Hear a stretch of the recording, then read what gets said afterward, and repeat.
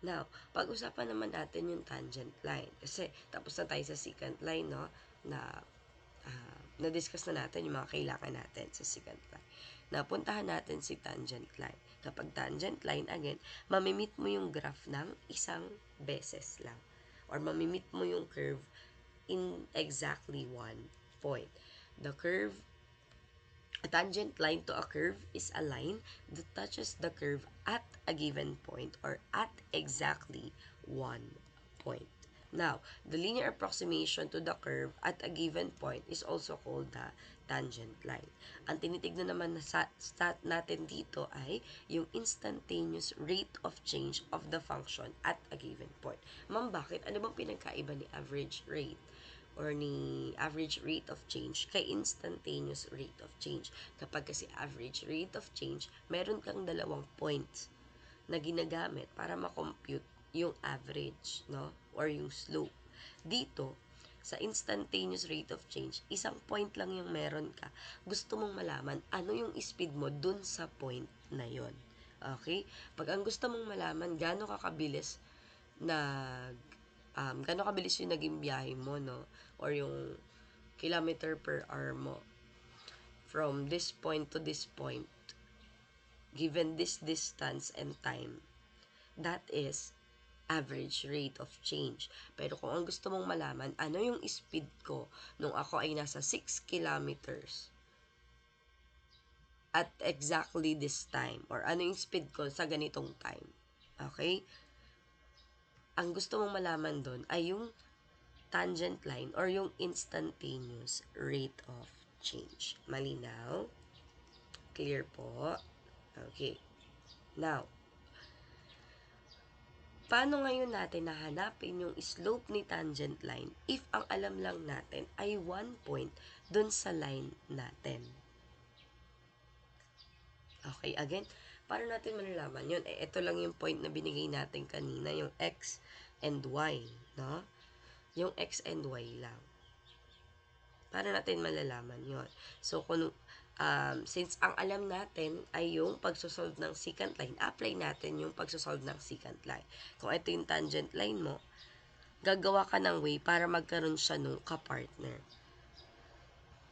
Now, kapag ikaw ay pumili ng another point, no, from the curve, ayan, for example, ito.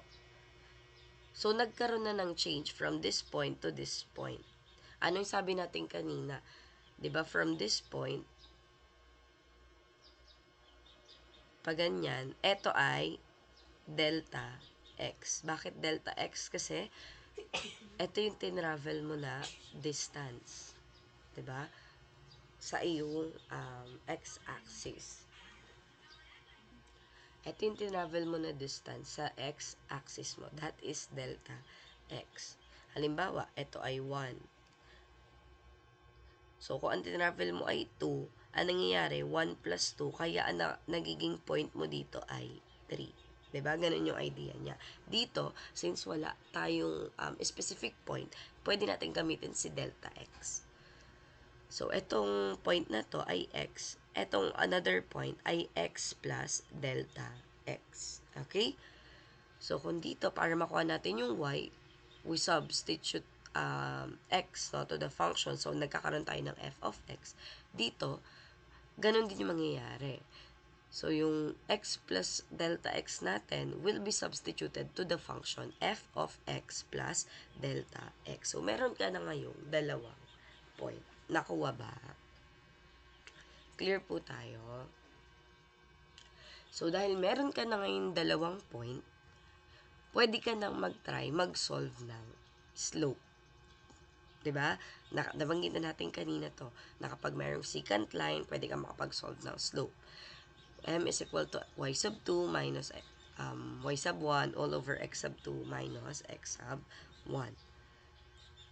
Now, ito na yung ating x sub 1, y sub 1, x sub 2, y sub 2. So, kunin natin yung slope ng secant line by taking 2 points. Ito yung ginawa natin kanina. So, m is equal to y sub 2 minus y sub 1. Ano ba yung y sub 2 natin? F of x plus delta x minus f of x. Ito yan. ito yung y sub 2 minus y sub 1. And then, divided by x sub 2, x plus delta x minus x. Okay? So, simplifying this one, ang mangyayari dyan na we will have f of x plus delta x minus f of x all over x plus delta x minus x. So, x minus x, mawawala yan. Ang matitira na lang ay the slope is equal to f of x plus delta x minus f of x over delta x. Ito yung tinatawag nating difference quotient or ito yung slope, no, nitong ating secant line. Okay? Clear tayo? Based dito sa ating tangent line na x, f of x. Now, kailangan naman natin ngayon, no, na gumawa ng line. Di ba ang goal natin makagawa ng tangent line? So, try nating maggawa ng line from there. So, halimbawa, nag-substitute ka na ng x plus delta x. Ito yung x plus delta x mo. Ito yung magiging line mo dyan. Okay? Pero pwede mong paliitin yung distance niya para makapunta ka dito mismo sa point na to. Yun yung goal natin eh. Mapunta tayo dito sa mismong point lang na ito. So, anong gagawin mo sa delta x mo? Papaliitin mo dito naman sa kabila x plus delta x. Andito na siya. Okay, paliit ng paliit. Next, andito naman sa x plus delta x. So, ayan na siya. X plus delta x. Kailangan, palapit tayo ng palapit, no? Dito sa mismong value na to, ano ngayon yung delta x na ina-approach natin kapag palapit tayo ng palapit kay x? May delta x pa ba tayong nakikita dito? Wala na. So, ibig sabihin, ang ina-approach natin na delta x ay 0. Ano yung magiging value niya habang tayo ay papalapit ng papalapit kay delta x na 0. So, kung ang slope ng secant line or secant line ay f of x plus delta x minus f of x over delta x, habang ina-approach natin ng ina-approach or habang ina-approach ni delta x yung 0, yung slope ng secant line ay nagiging slope ng tangent line. Nakuha ba? Nakita?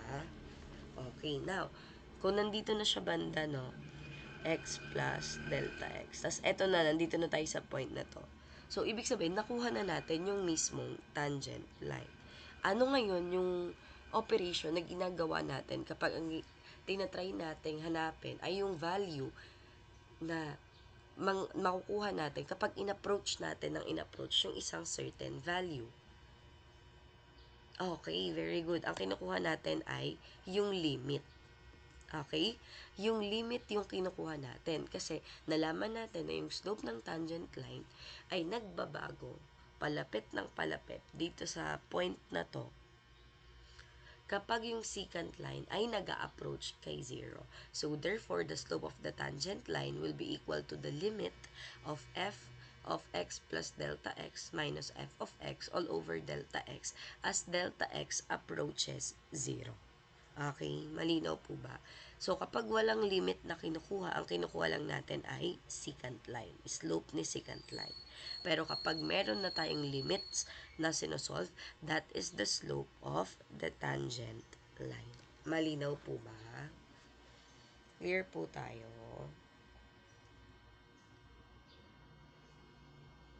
Okay.